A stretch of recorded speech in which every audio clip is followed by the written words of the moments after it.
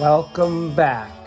Today we're going to talk about Tutti, colori del buio. I don't know if I think I butchered that last word. It stands for all the colors of the dark. This is Sergio Martino's third horror film and third horror film of the 70s. So we've talked about the other two. The first one was The Strange Vice of Mrs. Ward, and the second one was The Scorpion's Tail. So to hear more about Sergio Martino in those two films, you can look up the videos on those two.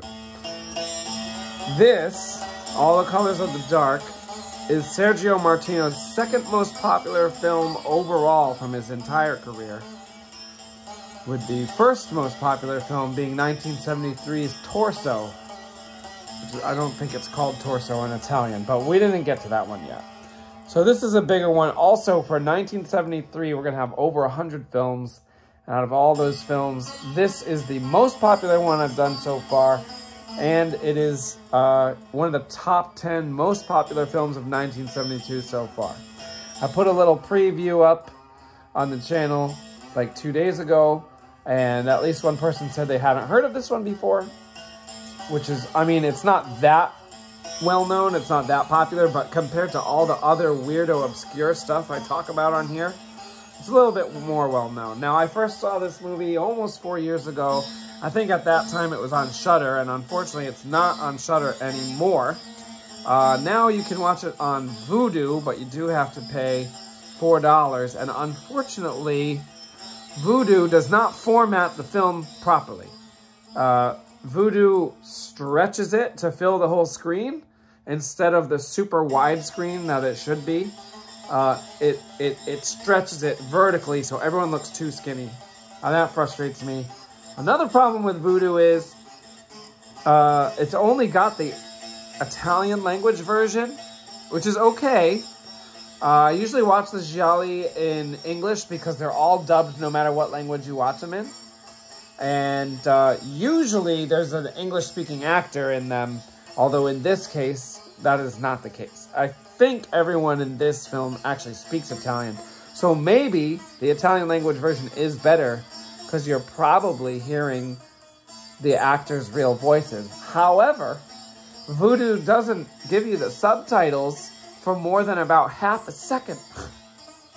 So I had to speed read everything, but the first time I saw this, I saw it in English, and the second time I saw it in Italian, which if I'm going to watch a movie twice, that is the way I'm going to do it, just to see the difference. Although, since it was 4 years since I first saw it, I don't really know the difference because I can't remember.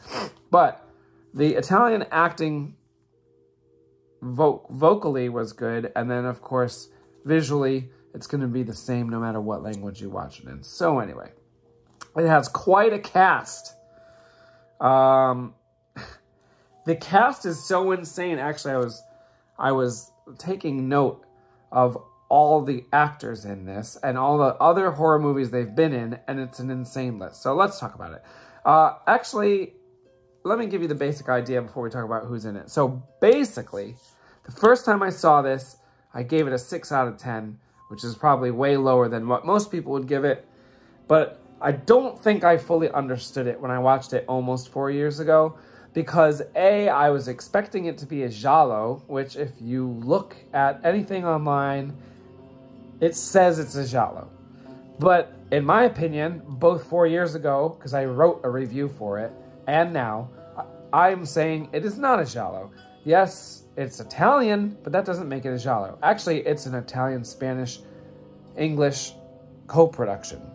So some of the actors are Italian, some of them are Spanish, and it's filmed and set in England. So it's a triple country production. Anyway, it's not really a giallo. There is a mystery element, and it is an Italian film. And Sergio Martino had done 2 gialli before this, and might do some more later. But this is a psychological horror film that revolves around a satanic cult. So that is very different. In fact, it's quite experimental for an Italian film because this is not what the typical horror film out of Italy is looking like.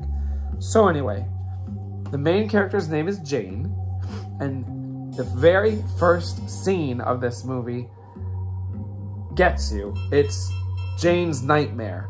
It's this crazy woman. It's a pregnant woman.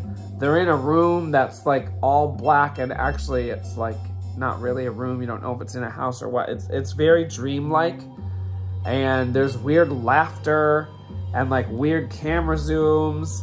It's very surreal. And then a pregnant woman gets stabbed, and then Jane wakes up, and you're like, okay, that was just a dream, because if the whole movie was like that, it was going to be crazy. So we find out that Jane had some trauma.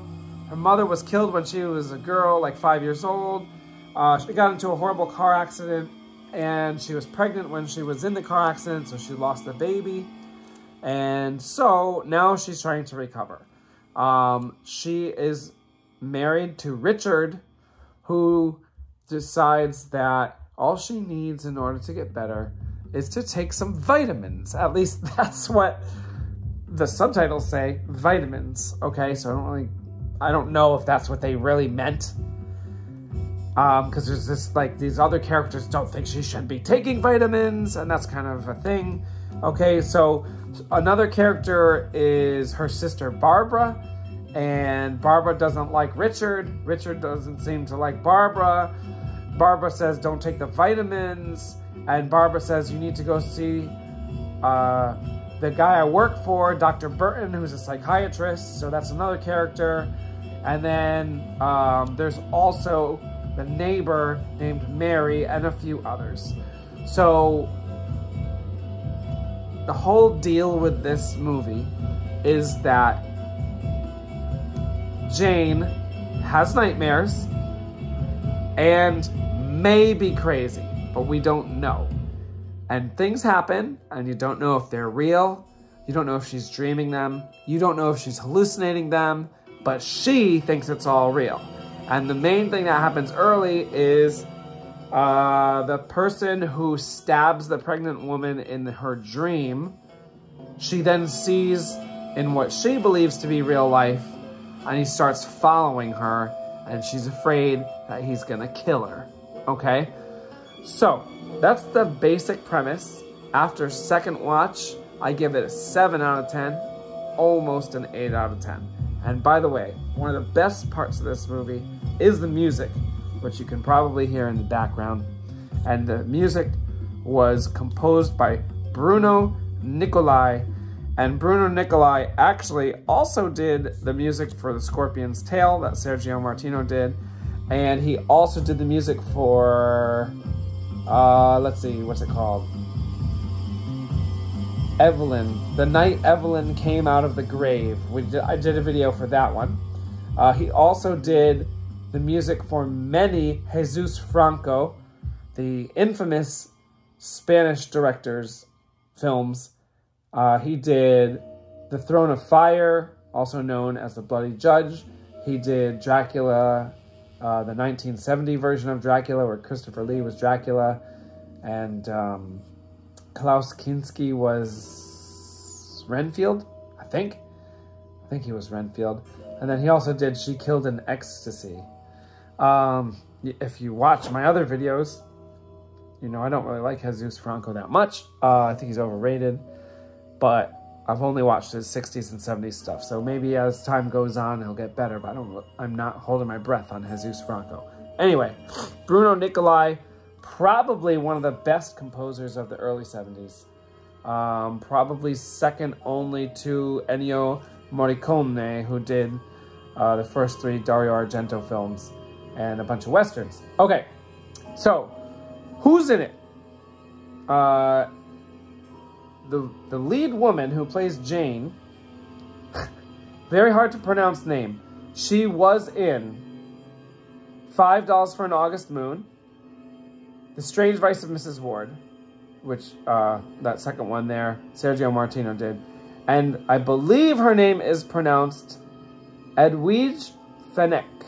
I believe that's how you say her name. If you just read it phonetically in English, it looks like Edwige Fenech. But I have this app that pronounces names in other languages, which is a odd app, but I'm trying to say things properly. And so they said that in Italian, you would pronounce that Edwige Fenech. So she plays Jane, and honestly, like, there's some documentaries about Gialli and Italian film, and she seems to be this big star. But she doesn't have as many film credits as most of the other people in this film, especially compared to the other women. So Nieves, now I should have looked up how to say this. Nieves, is that her name? Nieves Navarro, Spanish-Italian woman who plays Barbara, Jane's sister. She was in one of my two favorite spaghetti westerns, A Pistol for Ringo. I think I talked about that mentioned it at some point. So she was in A Pistol for Ringo. She was in the sequel to that, The Return of Ringo. She was also in The Forbidden Photos of a Lady Above Suspicion, which was a giallo from 1970. And she was also in Death Walks on High Heels, which was a giallo from 71. So she plays Barbara, the sister, the one who doesn't want her to take her vitamins. And then another woman in this movie is Marina Malfatti. She plays the neighbor, Mary. She was in a movie called The Last Mrs. Anderson. That's the Italian title, and the English title was The Fourth Victim. That was a giallo from, I think, 1970. Kind of a lame one. She was also the titular Evelyn in The Night Evelyn Came Out of the Grave, scored by Bruno Nicolai. And she was also in the most recent film I reviewed, 7 Red Spotted Orchids, or 7 Bloodstained Orchids. In addition to that, we also have George Hilton, who was in both of Sergio Martino's previous horror films, plus 20 spaghetti westerns. So he was like a star before he did any of these gialli, because in the mid to late 60s, he was in a ton of westerns, including my other favorite western, which was directed by Lucio Fulci, who is mainly a horror director, and that has the best, probably the best title of any western, which is The Cult Sang Death, and It Was Massacre Time, which that title was truncated to just Massacre Time for the US. There's also an actor named Ivan Rassimov, who, that name doesn't sound Italian, but he was Italian. He's the like killer guy, the guy who's like chasing her, that may or may not be a figment of her imagination. He was in Mario Bava's Terror in Space, also known as Planet of the Vampires. He was in The Strange Vice of Mrs. Ward that Martino did. He was also in a movie that I haven't been able to find yet, from 1971, that's called A Perfect Murder on the Terms of the Law, also known as Cross Current. There's 2 movies from 1971 called Cross Current, and that one is supposedly a crime horror film, but I can't find it. It's extremely obscure, but he's in it, so I want to see it. And then we also have, let's see if I can say this guy's name right, because it's French. Georges Rigaud. He's actually an Argentine actor who moved to France. And he has been acting since at least the 1930s, the early 30s, in French films. And he worked all over Europe, and he is the oldest actor in this film. And he plays Dr. Burton, the psychiatrist. Notable films that he was in Lucio Fulci's One on Top of the Other. He was in a Western with Giuliano Gemma called Alive or Preferably Dead. He was also in Lucio Fulci's A Lizard in a Woman's Skin, which I did a video for. And he was also in Death Walks on High Heels, which I don't think I did a video for because it's not really horror enough. And then finally, we have a man named Julian Ugarte, who is a Spanish actor that was in the Spanish horror film Mark of the Wolfman. I did a video for that as well. And he plays the satanic cult leader. So, now I'm going to talk a little bit about the plot. If you haven't seen it yet, and it sounds interesting to you, you might want to rent it on Vudu, although beware, it's not going to be formatted correctly.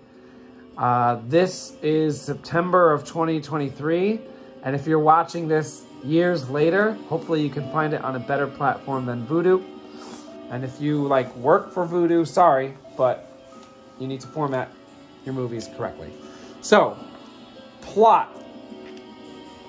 Is all this happening in Jane's mind or not? Well, I'm going to tell you my favorite part of the whole movie.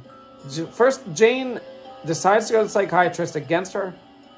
You know what? I think I said it was her husband, but they're not actually married. They were going to have a baby, but they're not married. And actually, that is a mildly important plot point. So they're not married. Also, George Hilton, probably the biggest star in the whole movie, isn't in it as much as Edwige Fenech, who gets top billing for good reason. Anyway, so she goes to the psychiatrist. George Hilton, or Richard, is against it. And also, the psychiatrist does not like Richard. So we do have that giallo type, like, oh, is Richard really gonna be, you know, the killer, or is he really stalking her, or what? You definitely get that feeling. And also, if you watch the previous Sergio Martino films, spoiler for those films, George Hilton is the killer. I think in both of them. So you, I mean, subconsciously probably expect him to be the killer here, because he was the killer in the last two Sergio Martino gialli that he was in. So you expect him to be the killer, kind of. And as I've said in other videos, once you start expecting someone to be the killer, they usually are not. So you start to work against your own mind, like, okay, well, he seems like he might be the bad guy in this, but that means he probably isn't, and so on. But the main thing here is not the mystery of who, I mean, no one even, well, I'm not going to say no one gets killed, but for much of the movie, it's surreal. So you don't know if anyone's really killed or not. And so we do not have a murder mystery going on. We do not have a culprit, like no crime has been committed, which is why I say it's not a giallo. There's a whole lot of, is this woman crazy or not? And so she keeps seeing this guy who seems to be stalking her, played by Ivan Rassimov. And so she ends up, all right, this is the best part. And like I said, if you don't want this spoiled, I'm going to explain the best part here. So she meets her new neighbor, Mary, who just moved in like 2 days earlier. They live in this large apartment complex, okay, in London. So she meets Mary. They make a lunch date, like a lunch plan for the next day. And so she's late to the lunch plan because she's getting stalked by this guy with a knife. And so she's like escaping him, running away from him, freaking out. And then finally she ends up meeting up with Mary, and Mary's like annoyed with her for being late. And so she's like, I'm sorry, can we please like stay together here? Like, I apologize for being late. Let's go get lunch. And so Mary's like, all right. And then Jane says, can you please drive? And Mary says, yeah, I'll drive. And so Mary drives, and you think they're going to go to a restaurant. And instead, Mary takes her to a secret meeting of a satanic cult. And they walk in, and the music is amazing. And there's these crazy people. I think they're having an orgy. And the cult leader, played by, what did I say his name was? Julian Ugarte. His name in the movie is McBain. He sacrifices a dog, cuts the dog's throat, squeezes the dog's throat blood into a chalice, mixes it with some other liquid, and then makes Jane drink it. And the music during that part is very intense. It's that sitar part that you may have heard at the beginning of this video. And yeah, it's very intense. You don't know if it's really happening or not. When it's all over, Jane wakes up in her own bed. So you really don't know if that just happened. There is another part later where she goes back to the satanic cult, and it's even more intense.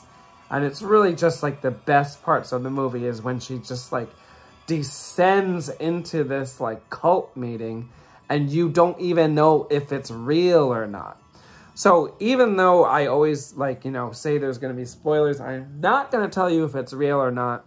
So I know some people watch through the spoilers even not having seen the film. So if you want to know if it's real or not, you got to find out for yourself. I will say the ending is a little abrupt. Like they kind of like explain what's going on and then it kind of just like ends. But it's good. It's, in fact, if the ending was not so abrupt, it would be an 8 out of 10 at least. Violence level is not super high. Less high than Martino's previous film, The Scorpion's Tail. I would say that one was more violent. But this one's good. It's been re-released many times. I only have the original poster here. Every time it gets released, it seems to get a better poster with better artwork, but this is the original. It's actually harder to find this artwork than a lot of other versions of different releases. But the movie is good. It's really solid. I'm really glad I watched it a second time because the first time I didn't get it. I was like, oh, this isn't a very good giallo. But I think you really need to understand that it's a psychological horror film with a satanic cult element, and if that's what you're expecting, it's going to be good. There's a mystery element, like I said. So that's it for now. Hopefully you enjoy the film. Hopefully you enjoyed this video. Feel free to leave comments about the film itself or about what I said about it or anything like that. The interaction is great, and hopefully I'll get the next video out. I feel like I've been pretty good about doing one a week here. So hopefully we'll get the next one out in a week or less. All right, see you next time.